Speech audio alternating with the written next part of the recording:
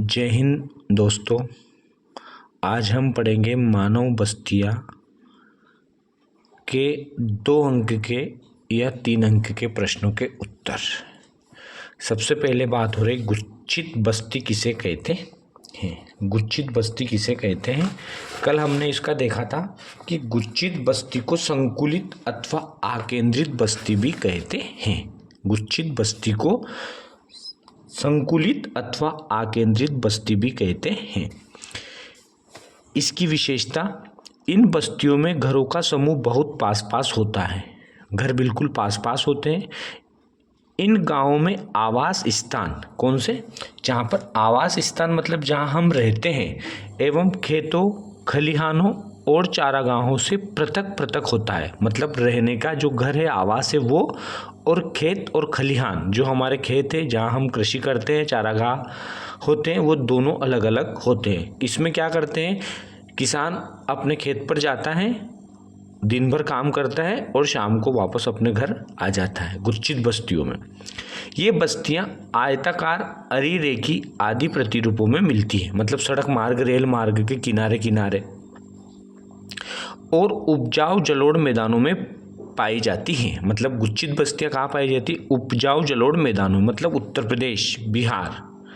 सुरक्षा कारणों से बुंदेलखंड, नागालैंड में तथा जल के अभाव के कारण राजस्थान में ये बस्तियां मिलती हैं। जल के अभाव के कारण और सुरक्षा के कारण बुंदेलखंड में सारे लोग इकट्ठा रहते हैं और नागालैंड जैसे राज्यों में भी सब लोग एक जगह अपना मकान बनाकर रहते हैं, और इन्हें हम गुच्छित बस्ती कहते हैं। गुच्छित बस्ती को संकुलित अथवा आकेंद्रित बस्ती भी कहा जाता है।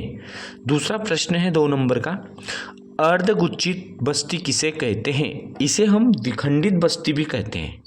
अर्धगुच्छित अथवा विखंडित बस्ती, किसी बड़े गांव में समाज का कोई वर्ग किन्हीं कारणों से मुख्य गांव से दूर रहने लगता है।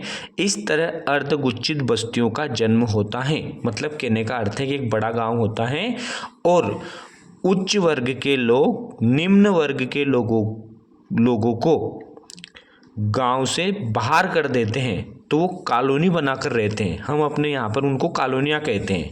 इस तरह की बस्तियाँ गुजरात एवं राजस्थान के कुछ भागों में पाई जाती हैं। ये प्रश्न बड़ी बड़ी परीक्षाओं में भी पूछा गया कि वह उच्च वर्ग के द्वारा निम्न वर्ग के लोगों को बाहर निकालने से किस बस्ती का निर्माण होता है। तो अर्धगुच्छित बस्ती या विखंडित बस्ती, मुख्य जो गाँव होता है उस गांव के बगल में एक कॉलोनी बन जाती है, उसे ही हम अर्धगुच्छित बस्ती कहते हैं, जहां निम्न वर्ग के लोग निवास करते हैं। पल्ली बस्ती किसे कहते हैं। पल्ली बस्ती किसे कहते हैं, इसे पल्लीकृत भी कहते हैं। इस प्रकार की बस्ती अनेक भागों में बटी होती है, किंतु बस्ती का नाम एक ही होता है। अब मैं आपको उदाहरण दे दूं, अपने यहाँ पर गाँव एक ही होता है, लेकिन 10-20 घर इधर है, 10-20 घर उधर है, अलग अलग क्षेत्र में बसे होते हैं और उसका नाम एक ही होता है ना, उसे हम पल्ली कहते हैं। इस बस्ती की इकाइयों को स्थानीय स्तर पर पाना, पाड़ा, पाली, नगला, दाणी इत्यादि नाम से जानते हैं। ऐसे गांव मध्य एवं निम्न गंगा के मैदान, छत्तीसगढ़, हिमालय की निचली घाटियों में पाए जाते हैं। और आपके पास भी आसपास भी ऐसे गांव होंगे जो बसा है 3-4 जगह पर नाम एक ही है, तो उस प्रकार की बस्तियों को पल्ली बस्ती कहते हैं। भारत में परिक्षिप्त या एकाकी बस्ती की विशेषता लिखिए। अब ये दोनों एक ही नाम है, इसे परिक्षिप्त कह दो या एकाकी कह दो, नाम एक ही है, पर आपको ये ध्यान रखना है, इसका बार बार आपको थोड़ा प्रैक्टिस करना पड़ेगा, बार बार नाम बोलकर देखना पड़ेगा।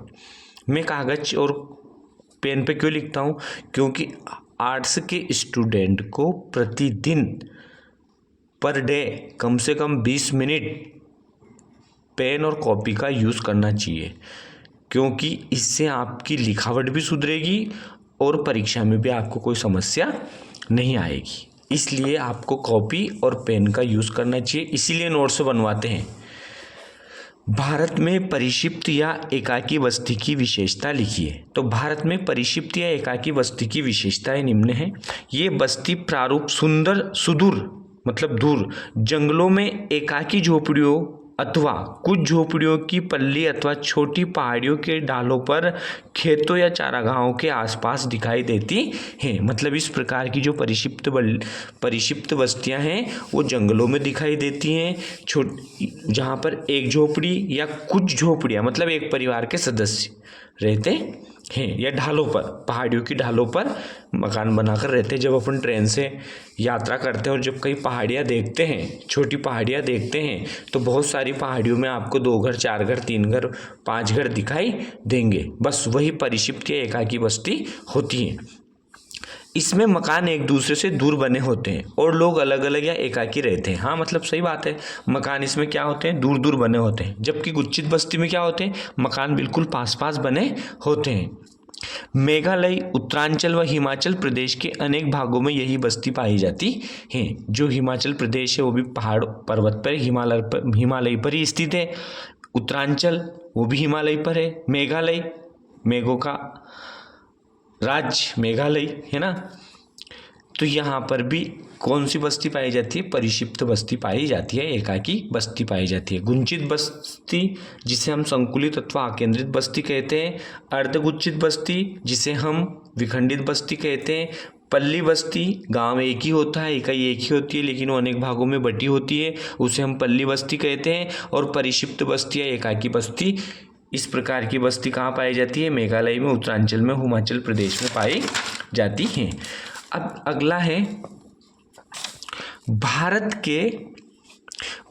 की ग्रामीण बस्तियां एवं नगरीय बस्तियों में आधारभूत अंतर स्पष्ट करें कोई 3। कौन कौन से आधारभूत अंतर है? तो देखो, ग्रामीण बस्तियां, सभी लोग गांवों से जुड़े हैं, तो ग्रामीण बस्तियों में हम ऐसा भी लिख सकते हैं, मान लो हमें नहीं याद है तो हम उनके बारे में लिख सकते हैं कि ग्रामीण क्षेत्रों में निवास करने वाले अधिकांश लोग कृषि पर निर्भर होते हैं या प्राथमिक क्रियाकलाप करते हैं, कृषि और पशुपालन जैसे कार्य करते हैं, पहली विशेषता। दूसरा, ग्रामीण बस्तियों में जो उत्पादित फल, सब्जी, अनाज ऐसे उत्पादित किए जाते हैं उनसे वह नगरीय क्षेत्रों में पूर्ति करते हैं, मतलब नगरीय क्षेत्रों को ये सेवाएं देते हैं। ग्रामीण क्षेत्र में जो हम फल, सब्जी, अनाज उगाते हैं उनको हम नगरीय क्षेत्रों में बेचते हैं और वहाँ से लोग खरीदते हैं और इस प्रकार वो अपना भोजन प्राप्त करते हैं। बिल्कुल सही बात है। ग्रामीण लोग एक स्थान छोड़कर दूसरे स्थान पर जाकर बसने के बारे में बहुत कम सोचते हैं और उनमें सामाजिक संबंध गहरे होते हैं। जो ग्रामीण क्षेत्रों में है वहाँ पर सामाजिक जो संबंध है, लगाव है लोगों से, वो सामाजिक संबंध गहरे होते हैं। ग्रामीण क्षेत्र में अधिकांश मकान कच्चे होते हैं, वहाँ पर कच्ची और पक्की सड़कें पाई जाती हैं, वहाँ पर शिक्षा, स्वास्थ्य जैसी सुविधाओं की कमी पाई जाती है। गांव व्यवस्थित ढंग से नहीं होते हैं। इस प्रकार इसे कहते हैं हम ग्रामीण बस्तियों की विशेषताएं। अब बात आ रही नगरीय बस्ती की विशेषताएं। तो देखो, नगरीय बस्तियों का निर्माण योजनागत रूप से होता है। सही बात है, जो नगरीय बस्तियों में जो मकान बनते हैं वो योजनागत रूप से होते हैं, व्यवस्थित ढंग से होते हैं। नगरीय बस्तियों की 75% जनसंख्या गैर कृषि कार्य में संलग्न होती है। मतलब नगरीय क्षेत्रों में कृषि कार्य नहीं किया जाता है, वहाँ पर विनिर्माण का कार्य किया जाता है, व्यापार किया जाता है, पर कृषि कार्य नहीं किया जाता है। ये विशेषता है। नगरीय बस्तियों में आवश्यक सुविधाएं जैसे रक्षा, कचहरी मतलब कोर्ट, शिक्षा, स्वास्थ्य आदि उपलब्ध होते हैं। बिल्कुल सही बात है, नगरीय क्षेत्रों में ये सुविधाएं पाई जाती है, स्वास्थ्य की सुविधाएं पाई जाती है, शिक्षा, अच्छे अच्छे स्कूल्स होते हैं, पुलिस चौकियां होती है, पुलिस थाना होता है, ऐसी सुविधाएं वहाँ पाई जाती है। और नगरीय बस्तियों में सामाजिक संबंध औपचारिक होते हैं, मतलब नाम मात्र के होते हैं, और ग्रामीण क्षेत्र में गहरे होते हैं। अगला प्रश्न है, एक नगर से चारों तरफ उससे जुड़े हुए कई नगरों का विकास हो जाता है तो इसे क्या कहते हैं? नगरीय संकुल। इसे नगरीय संकुल कहते हैं। ग्रामीण बस्तियों के प्रकार एवं क्षेत्रों का मिलाप करें। ये सही जोड़ी बना दी मैंने और इसका मिलाप करना है। तो गुच्छित बस्तियां कहाँ पाई जाती है?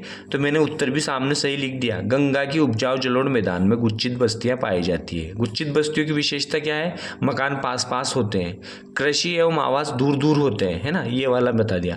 अर्धगुच्छित या विखंडित बस्ती राजस्थान गुजरात के मैदानों में, इसमें क्या विशेषता बताई थी? उच्च वर्ग के द्वारा निम्न वर्ग के लोगों को बाहर धकेल दिया जाता है जिससे वो एक कॉलोनी के रूप में अपना घर बनाकर रहते हैं।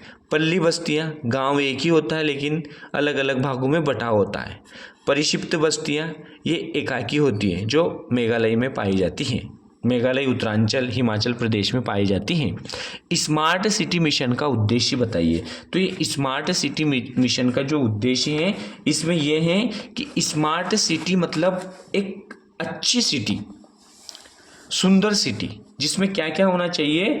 स्मार्ट सिटी मिशन का उद्देश्य शहरों को बढ़ावा देना होता है, शहरों को बढ़ावा देना होता है और उन शहरों में आधारभूत सुविधाएं जैसे शिक्षा, स्वास्थ्य, बिजली, मकान, ऐसी सुविधाएं उपलब्ध कराना और अपने नागरिकों को बेहतर जीवन जीने के लिए सुविधाएं उपलब्ध कराना, साथ ही सतत तथा समग्र विकास पर बल देना और सुविधाएं उपलब्ध करवाना, पर सस्ती सुविधाएं उपलब्ध करवाना स्मार्ट सिटी का उद्देश्य होता है, स्मार्ट सिटी मिशन का उद्देश्य होता है। तो इस प्रकार इस चैप्टर का आ गया। इसी में मैं आपको एक और चीज़ बता रहा हूँ, ये जो कुछ ऑब्जेक्टिव प्रश्न दे रखे हैं बुक में उसको भी आप देख लीजिए। पहला प्रश्न है, निम्नलिखित में से कौन सा नगर नदी तट पर अवस्थित नहीं है? तो देखिए, आगरा, पटना, कोलकाता, भोपाल। आगरा भी है, पटना भी है, कोलकाता भी है, लेकिन भोपाल नहीं है। तो इसमें ऑप्शन क्या हो जाएगा? भोपाल।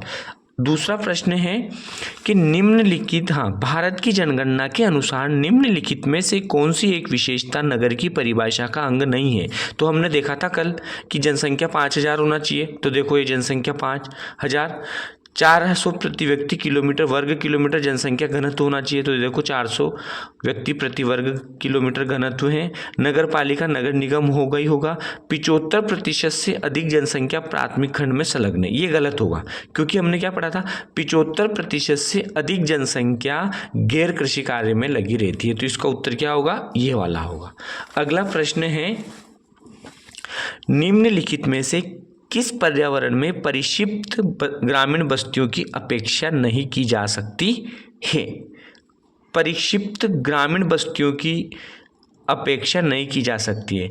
तो राजस्थान के शुष्क और अर्धशुष्क क्षेत्र, हिमालय की निचली घाटियाँ, उत्तर पूर्व के वन और पहाड़ियाँ, इनमें तो नहीं की जा सकती है। लेकिन गंगा का जलोढ़ मैदान में की जा सकती है क्योंकि यहाँ जनसंख्या बहुत ज़्यादा होती है और परिक्षिप्त बस्ती मतलब एकाकी बस्ती की बात कर रहा, और यहाँ पर एकाकी बस्ती नहीं हो सकती है क्योंकि ये बहुत उपजाऊ मैदान है, बहुत ही यहाँ पर कृषि कार्य किया जाता है, जनसंख्या का बसाव बहुत ज़्यादा है, जिसके कारण यहाँ पर परिक्षिप्त बस्तियाँ नहीं बनाई जा सकती हैं। निम्नलिखित में से नगरों का कौन सा वर्ग अपने पदानुक्रम के अनुसार क्रमबद्ध है? तो वृहत मुंबई, बेंगलुरु, कोलकाता, चेन्नई बिल्कुल नहीं हो सकता है क्योंकि सबसे बड़ा नगर जो है मुंबई है, फिर कोलकाता है, फिर दिल्ली है, फिर चेन्नई है। तो जो घ वाला है ये ऑप्शन आएगा इसमें, वृहत मुंबई, मुंबई से कोलकाता, कोलकाता से दिल्ली और दिल्ली से चेन्नई, ये क्रम है।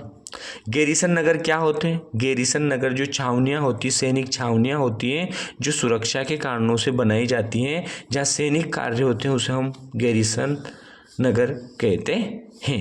गैरिसन नगर क्या होते हैं? सैनिक नगर, वहाँ पर सैनिक गतिविधियाँ होती है। उनका क्या प्रकार्य होता है? तो उनका प्रकार्य होता है कानून व्यवस्था को देखना, दुश्मनों से हमारी रक्षा करना और वो ट्रेंड होना, ये उनके प्रकार्य होते हैं। किसी नगरीय संकुल की पहचान किस प्रकार की जा सकती है? जब एक नगर में बहुत सारे नगर आपस में आके मिल जाते हैं तो उसे हम नगरीय संकुल कहते हैं। तो उससे इस प्रकार उसका बाहर का क्षेत्र बहुत ज़्यादा फैलता है, मतलब बाहर वाला एरिया में लोग आकर रहते हैं, वहाँ की ज़मीन बहुत महंगी होती है ना। महानगर क्या होते हैं? तो महानगर और मेगा नगर जिनकी जनसंख्या कितने लाख होती है, मैंने कल बताया था कितने लाख होना चाहिए अब ये आप कमेंट्स में बताना कि महानगर की जनसंख्या कितनी होती है और मेगानगर की जनसंख्या कितनी होती है। चैनल को सब्सक्राइब कीजिए, लाइक कीजिए, शेयर कीजिए और कमेंट्स में महानगर की जनसंख्या बताइए कि कितने लाख होती है। Thank you.